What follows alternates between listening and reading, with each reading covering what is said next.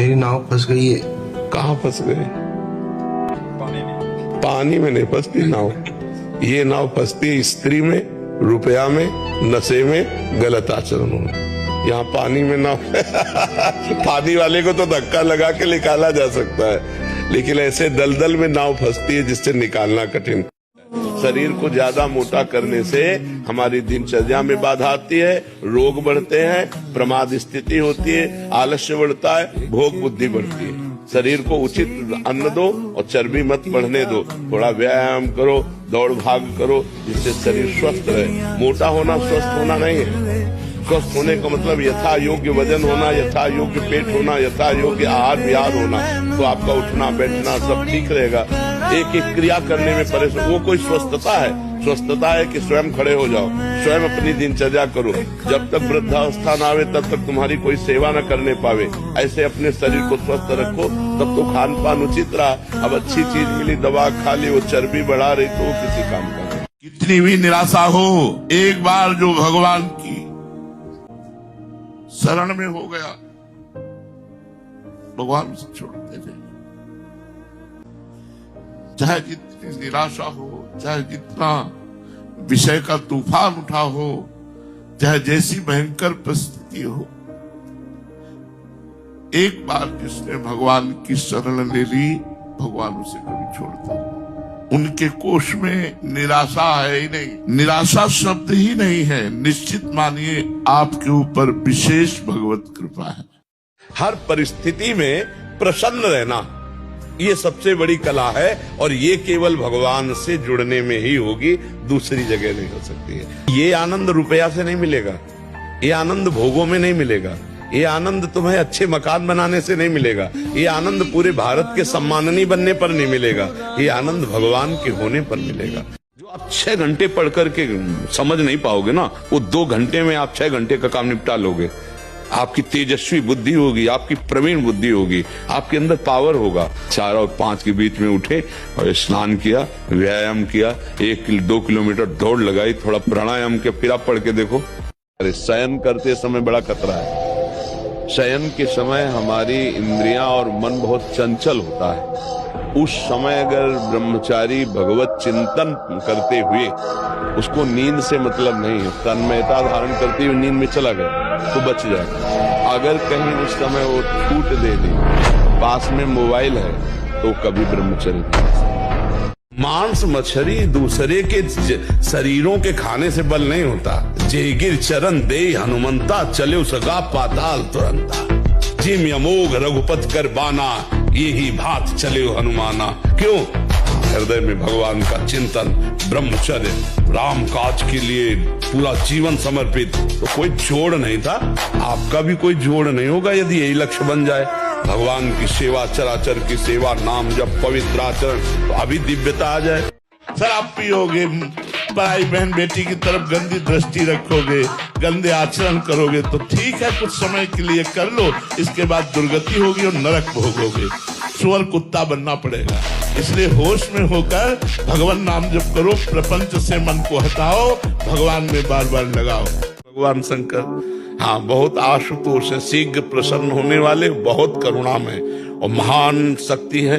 पूरे विश्व का विनाश करने का पावर इनमें। तीसरा नेत्र खोल दे तो सब हाहाकार मच जाए।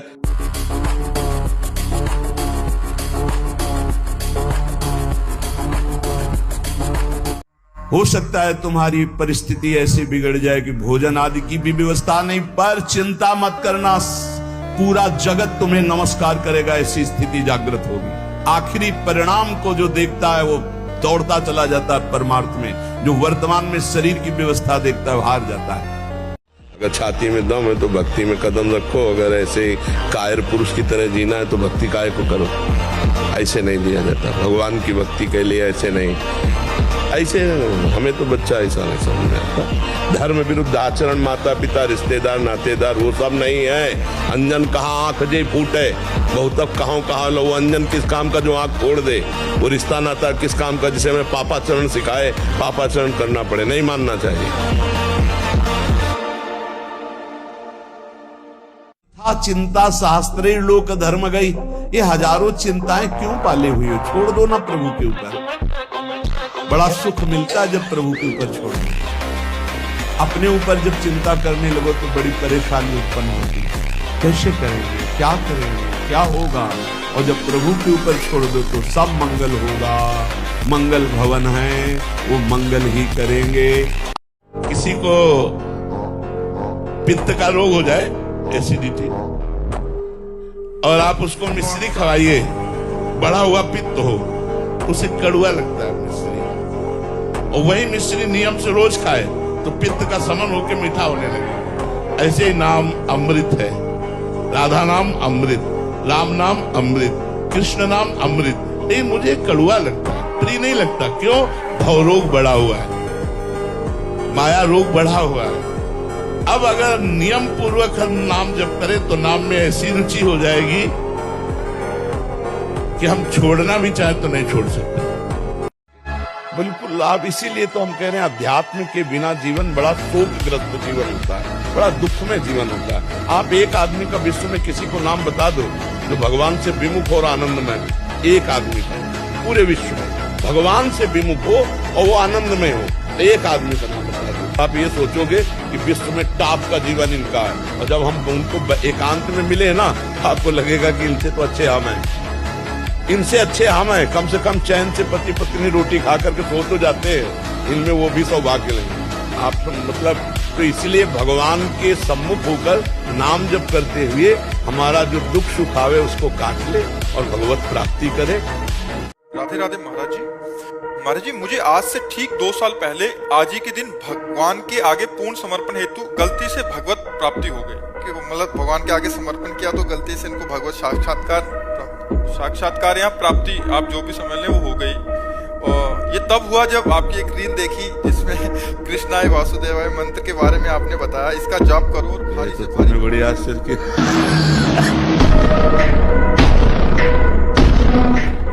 अरे बच्चा का पूरा जीवन चलो भाई, तो भगवान कृपालु, कभी भी किसी के सामने आ सकते। तो क्या करे बच्चा, तुम्हें तो भगवत प्राप्ति हो गई, तुम तो पूर्ण हो गए। सवाल नहीं, सवाल नहीं रहता भगवत प्राप्ति के बाद, सवाल नहीं रहता। आज हमारी समाज गंदे आचरणों को पाप मान ही नहीं रही है। बहुत जोर से ये व्यभिचार फैल रहा है। ये जो व्यभिचार दोष है बहुत जोर से फैल रहा, चाहे स्त्री हो चाहे पुरुष हो, सबके दिमाग में एक ही बात नाच रही है, बस भोग भोग भोग, संसार। ये पाप महापाप है।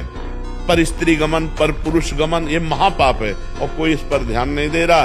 और फिर कहते हैं डिप्रेशन में जा रहे हैं, परेशान हो रहे। परेशान नहीं होगे तो और क्या हो।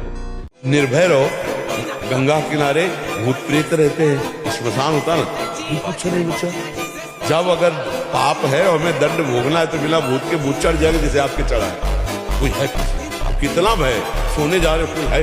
अब वो ना उसको नींद ना आएगी, वो अकेले, आप खेत नहीं जा सकते अकेले, नहीं नहीं, कुछ नहीं है, ये भ्रम है, कुछ नहीं है। जात में भय लगे वहां खड़े होकर देखो राधा राधा कौन है, कुछ नहीं। उम्र जो किशोर अवस्था से उठती है, जैसे 13, 14, 15, 16, 17, ये गलेत की है। अब शास्त्रीय सिद्धांत से 25 वर्ष तक ये ब्रह्मचारी रहे और फिर वो गृहस्थी में चला जाए, और 20-25 वर्ष गृहस्थ में, तो वो बहुत अच्छा गृहस्थ। और 25 वर्ष का ब्रह्मचारी जब संतान उत्पन्न करेगा तो बलिष्ठ और ज्ञानी और सर्वांग पुष्ट संतानें होंगी। अगर कोई गाली देता है, अपमान करता है, लड़ाई करना चाहता है तो हम नहीं लड़ेंगे।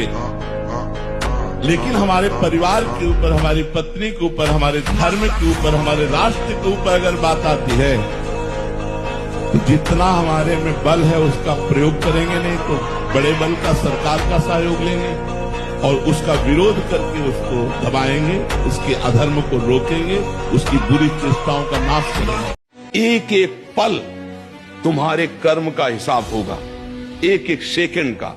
ये ऐसे कर्म करो कि हमारा अच्छा हिसाब हो, बुरा हिसाब। ये मत समझो कोई देख नहीं रहा, वो देख रहा है, जिसको हिसाब करना है वो देख रहा है। उसके लिए कोई वकील या किसी सबूत की जरूरत नहीं होती, वो सर्वांतर्यामी आपके अंदर बैठे ही देख रहा है।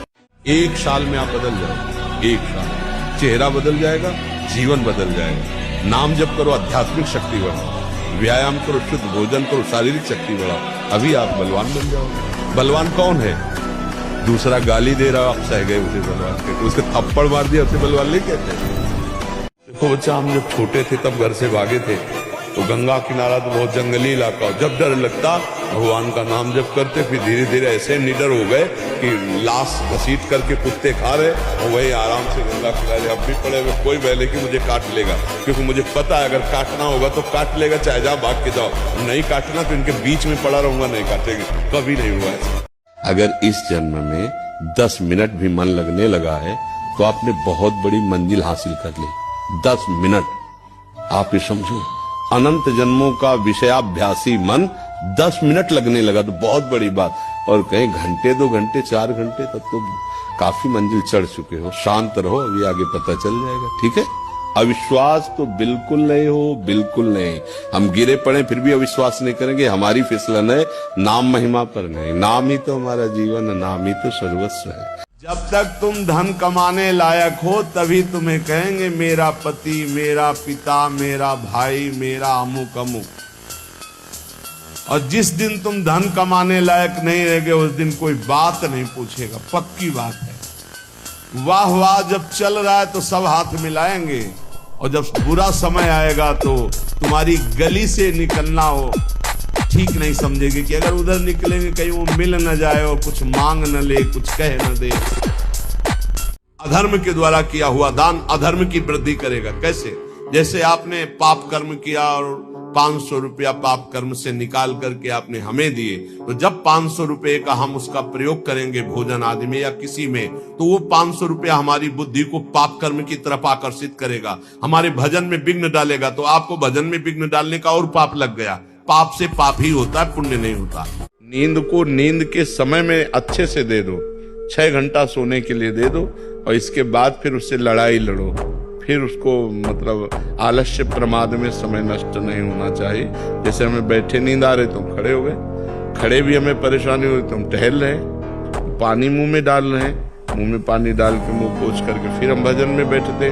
लड़ाई लड़नी पड़ेगी तब नींद पर विजय प्राप्त होती है। श्यामा श्याम की प्राप्ति के मार्ग में चलने मात्र से सारी कामनाएं अपने आप पूर्ण हो जाती हैं। सतमार्ग में जैसे मूल को पकड़ो ना, मूल में जल चढ़ा दो तो डाल में, पत्ते में, पुष्प में, फल में सब जगह पहुंच गया। ऐसे हमारी जो चर्चा होती है वो मूल की होती है, भगवत प्राप्ति की होती है। जीव भगवत प्राप्ति करके परम सुख को प्राप्त करे, इसलिए हमारी चर्चा होती है। कि निकालने में तुमको सुख की अनुभूति हो रही, उसको रोकने में कितनी सुख की अनुभूति होगी। उन्मत्त हो जाओगे, आपके सारे के सारे करण भगवदाकार होने लगेंगे यदि आप ब्रह्मचर्य का पालन करें। शरीर स्वस्थ, हल्का, मन प्रसन्न, नींद आदि पर विजय, कितने गुण ही गुण। घंटे की निद्रा, अगर आप जो नींद ले रहे हैं वो 6 घंटे तो होना चाहिए। स्वस्थ शरीर के लिए 6 घंटे आवश्यक है। तो अगर आप 10 बजे रात के सो जाएं तो 11, 12, 1, 2, 3, 4 बजे आपकी आंख खुल जानी चाहिए और फिर नींद नहीं आना चाहिए। अगर नींद आती है तो खड़े होकर भजन करना चाहिए, टहलने लगना चाहिए, ठंडा पानी रख ले मुख में ऐसे डाल लेना चाहिए। नींद भजन में नहीं आनी चाहिए। मत भागो, मत किसी के आगे हाथ जोड़ो इस बात के लिए कि तुम मेरा सहयोग कर दो। जब तुम उसके भरोसे में पड़े रहोगे तो वो हाथ जोड़कर तुम्हारे पास आएगा, क्योंकि वो तुम्हें प्यार करता है, वही केवल प्यार करता है। सच्ची मानना, ये जीवन भर की आपको बात कहते हैं, किसी को अपना मत मान लेना। अंदर से अपना केवल प्रभु को मानना, वही उठाता है। गिरे हुए को वही उठाता है, नहीं गिरे हुए की तरफ गृहस्थ मिजाज को। संत जो बोल रहे हैं उनकी बात मान लो तो परमार्थ का मार्ग खुल जाएगा, नहीं बिल्कुल नहीं खुलेगा। घूम घूम के उसी में भूल भुलैया में जाओगे। और सदगुरुदेव जो आज्ञा कर दें उस पर कभी भी अनुमति मत लीजिए। आज्ञा में अनुमति की गुंजाइश नहीं होती। कि आपने कहा कि इतने बजे उठना है, तो अगर इतने बजे उठे तो चलेगा, और अगर वो हाँ कहने शुरू कर दिए तो आप गिर गए। ध्यान रखना, आज्ञा के बाद कोई अनुमति की गुंजाइश नहीं होती। 2 महीना सच्चाई से ब्रह्मचर्य रह के देख लो। 2 महीना अगर आपकी जैसे गिलहरी नहीं टिलटिलाती है, ऐसे पूरे शरीर में ऊर्जा शक्ति आपको दौड़ती नजर आएगी। ब्रह्मचारी के पैर ऐसे पड़ते हैं जैसे आग में कोई चलता हो। आग में कैसे चलता है, ऐसे उसके पैर पड़ते हैं। विषयों का आकर्षण बलात् तुम्हें रौंद देगा, ये मन तुम्हें अशांत कर देगा, ये मन तुम्हें ऐसी जगह पहुंचा देगा जहां सोच नहीं सकते। फिर सोचोगे कि यदि गुरुदेव में सामर्थ्य होती तो बचा लेते। ऐसे कैसे बचा लेते? उनकी वचन की अवहेलना करो, उनकी आज्ञा का उल्लंघन करो और आप सोचो गुरुदेव बचा कैसे। जब ये मन आपको किसी भोग के लिए आकर्षित कर रहा हो तब देखना कैसा वो सुख देता है, और जब आप उसी भोग को भोग रहे होंगे तब देखना फिर लगता है कि वो तो जो चिंतन में था वो तो समझो शारीरिक क्रिया से ज्यादा घातक मलिनता पैदा करता है मानसिक भोगों का संयोग। उसमें विषयों की विशेष आसक्ति पैदा हो जाती है। अष्ट प्रकार के मैथुनों का सर्वथा त्यागी ही ब्रह्मचारी कहा जाता है। जब तक पाणी ग्रहण संस्कार ना हो तब तक ब्रह्मचर्य अवश्य रहो। 20 वर्ष या 22 वर्ष की अवस्था तक तो सबको, जो भी बच्चे हैं उनको शिक्षा देनी चाहिए। ये जो मतलब थोड़ी देर में सो जाना, थोड़ी देर में चेहरे बुझे हुए, काय अंदर कई प्रश्न उत्तर, अंदर कई वासनाएं, ये सब मिटा दो। इनको मिटाने के लिए अवसर मिला है। कड़ा जीवन, तपमय जीवन। हाँ, एक नियमावली, जो समय उठने का उसी समय उठे, जो समय का शयन का वही समय, जो आहार का बस ठीक आहार के समय थोड़ा आहार ले लो। कम ब्रह्मचर्य नजर आता है। ब्रह्मचर्य में अलौकिक अमानुषिक शक्ति जागृत हो जाती है। अमानुषिक ऐसा कैसे हो सकता है? हो सकता है क्योंकि ब्रह्मचर्य है, क्योंकि भगवत मार्ग का प्रतीक है। महाभारत युद्ध समाप्त हुआ, भगवान ने अर्जुन से कहा रथ से उतरिए। उनका आज तक तो आप ही पहले उतरते रहे, सारथी उतरता है, अब आज ऐसा आदेश बोले उतरिए रथ से। रथ से उतरे, जो ही भगवान उतरे थे पूरे रथ में आग लगी। तो प्रभु ये क्या? बोले ये तो बहुत पहले जल चुका था। द्रोणाचार्य और भीष्म आदि के दिव्यास्त्रों से कब जल गया था? ये तो हमारी कृपा से बचा था। बिना ब्रह्मचर्य के आगे नहीं बढ़ोगे। बहुत हम अनुभव की बात कहते हैं, बहुत अनुभव की बात। ब्रह्मचर्य में एक नवीन उत्साह होता है। ब्रह्मचर्य में एक अजीब शक्ति होती है जो आपको साधन में, गृहस्थी में भी रहे तो संयम से रहे। बस संतान उत्पत्ति के लिए आदेश है, नहीं तो ये जीवन केवल भगवत प्राप्ति के है। भगवत प्राप्ति हो जाए और उसके लिए ब्रह्मचर्य आवश्यक है। और आजकल ब्रह्मचर्य का कोई महत्व नहीं समझ रहा है, नहीं समझ रहा है। केवल प्रवचन किया जा रहा है, केवल प्रवचन सुना जा रहा है, इसीलिए अध्यात्म उन्नति नहीं हो रही। चरित्रहीन पुरुष कुछ भी करे। वो रावण में क्या था? चरित्रहीनता ही थी और कोई कमी नहीं थी। उत्तम कुल पुलस्त कर नाती, और बड़ा विद्वान था और बड़ा बलवान था, सब था, लेकिन चरित्रहीन था, इसीलिए राक्षस कहा गया। भोजन इतना पाए जो सुपाच्य हो और शौच पूरी साफ हो जाए। अगर कब्ज रहेगा तो फिर हमारा ब्रह्मचर्य नष्ट होने की संभावना रहती है। जिसके बहुत कब्जियत बनी रहती है तो ब्रह्मचर्य क्या है, घी समझो, वो उसको उचित आहार विहार से संयम में किया जाता है। सबसे पहली साधना है वाणी को रोक ले। बोलने से बहुत शक्ति नष्ट हो जाती है। जैसे हम भगवत चर्चा करें तो इससे शक्ति बढ़ती है, लेकिन प्रपंच की वार्ता करने से वाणी की शक्ति नष्ट हो जाती है। जब आपकी जबान अपवित्र हो गई तो नाम कैसे चलेगा? जब वाणी अपवित्र है तो आपके अंदर शास्त्री कैसे शब्दों का भाव आ पाएगा? नहीं आ पाएगा। महावाक्यार्थस्थ विचारिता, आप नहीं विचार करने की क्षमता वाले रहेंगे। यदि आपने व्यर्थ की बातें शुरू कर दी, अश्लील भाषण बोलते, गंदी भाषा बोलते, तो आप में कभी विचार शक्ति ही नहीं रह जाएगी कि आप शास्त्रों के, संतों के वाक्यों का मनन करने की सामर्थ्य रखें। खो देंगे सामर्थ्य। और इंद्रियां और मन मिलकर आपको इतने गुलाम बनाए हुए, जिधर दिखवाना चाहे, जो सुनवाना चाहे, जो बुलवाना चाहे, जो खावाना चाहे, सब कुछ करने के लिए तुम तैयार हो। इसी को मिटाने के लिए तुम्हारी गुलामी को मिटाने के लिए अध्यात्म गरज रहा है। अगर उसकी बात समझ गए तो ये सब तुम्हारे गुलाम हो जाएंगे। श्रद्धावान लभते ज्ञानम तत्परा संहितेन्द्रिया। अब समझ में आया कि तुम आके हमसे आंख मिलाते हो और दोस्त बनते हो और गला काटते हो हमारा। अय मन, आप तस्मात् शास्त्रम प्रमाणम से कार्याकार्यो व्यवस्थित हो। अब वही करूंगा जो गुरुदेव बोलते हैं, जो गुरुवाणी बोलती है, जो शास्त्र बोलता है। अब तू जला ले, कितना जलाएगा मुझे, बिल्कुल तेरी बात नहीं मानूंगा। एक कदम भी बिना सोचे मत बढ़ाओ। ये जो बुद्धि प्रेरित कर रही, इसका फल क्या होगा? क्या होगा जब हम गुरु आज्ञा का उल्लंघन करेंगे? क्या होगा जब हम शास्त्र विरुद्ध आचरण करेंगे? क्या होगा जब हम मर्यादा उल्लंघन करेंगे? बिना विचारे एक कदम मत रखो। ऐसा समझ लो कि जीव एक राजा है और बुद्धि उसकी रानी है और मन उसका मंत्री है। और इस मंत्री ने चतुरता पूर्वक पूरे राजमहल को अपने अंडर में कर रखा है। जैसा ये चाहता है वैसा दस्तखत दोनों से करवा लेता है। मन, हमारी बुद्धि एक एक वृत्तियों पर अधिकार कर चुका है। अगर बुद्धि निश्चय करती कि गलत है, बिल्कुल नहीं सुनता और दस्तखत करवा ही लेता है, समझना।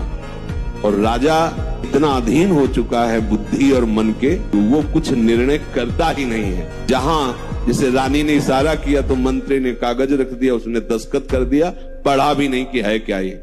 अगर वो पढ़ ले और वो रानी और मंत्री की अधीनता को समझ जाए कि मैं इनके अधीन हो रहा हूं, तो आप समझो एक सेकंड में पूरा सिस्टम ठीक हो जाएगा। क्योंकि वो थोड़ी थोड़ी देर में देखना चाहिए आप कहां हैं।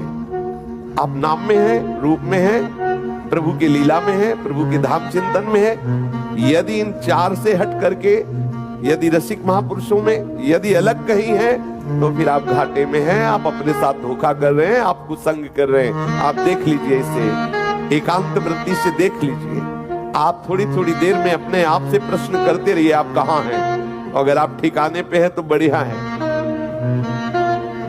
चलते फिरते, उठते बैठते, खाते पीते, सोते जागते, हंसते बोलते, व्यवहार में, एकांत में, हर समय हम अपने प्रीतम में, यह है ठिकाना हमारा। विषयों में वो गिरेगा, माया बलवती है, लेकिन वो विषयों में गिरना भी उसका ऐसे होगा जैसे बाल का खिलाड़ी अपने बाल को जमीन पे मारता है, फिर मारता है, एक मुक्का के लक्ष्य में पहुंच जाता है। वो गिरेगा जरूर, लेकिन वो अपने लक्ष्य को प्राप्त होगा, इसे कोई नहीं रोक सकता। माना वो मुझे झुका देगा, लेकिन मुझे नष्ट नहीं कर सकता। विषय बलवान है, मानते हैं, पर भगवान से बलवान नहीं है। जब नाम भगवान को अधीन कर सकता है तो विषयों को क्यों नहीं अधीन कर सकता। हम करोड़ बार हारेंगे, लेकिन हर बार उठकर भगवान की तरफ ही भागेंगे। देखते हैं माया जीतती है, मायापति की शरणागति।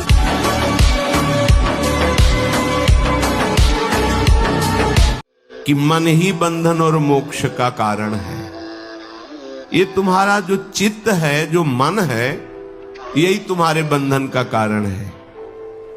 ये जब किसी विषय का चिंतन करता है भोग भावना से, किसी व्यक्ति का चिंतन करता है राग या द्वेष से, तो ये बंधन का कारण बन जाता है। अगले जन्म की ये पूरी तैयारी करा देता है।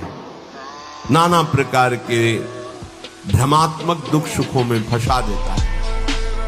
और जब यही मन प्रभु का चिंतन करने लगता है, प्रभु के नाम का, प्रभु के रूप का, प्रभु की लीलाओं का, प्रभु के गुणों का, प्रभु के भक्तों का, तो यही मोक्ष का खुला हुआ द्वार हो जाता है।